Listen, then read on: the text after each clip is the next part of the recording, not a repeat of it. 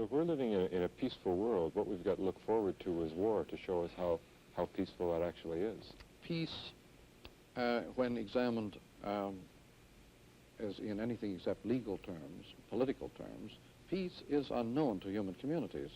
The most peaceful communities swarm with rivalries, intrigues, jealousies, and envy.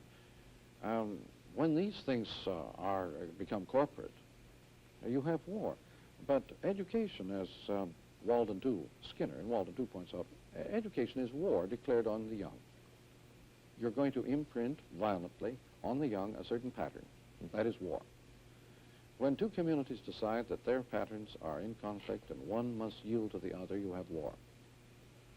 The United States may decide that its needs require that its pattern be imposed upon Canadian resources or on Canadian outlooks. That's when you tend to get violence in the ordinary legal political sense.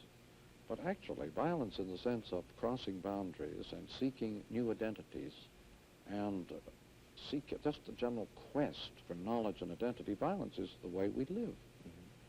The tragic hero, constantly renewing the human image, is a violent man. How about violence as theater? Without dramatic action, without the tragic flaw, there wouldn't be any theater.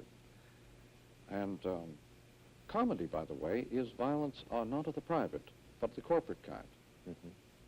When a whole community is undergoing change, then you get comedy. Now, this sounds crazy on the face of it, but comedy is metamorphosis. And comedy is the change of whole groups into a new form. The tragic actor, by comparison, is a private, sentimental character. But when whole communities are changing, then you have comedy. It's like Hitler seen through the eyes of Charlie Chaplin as the great dictator.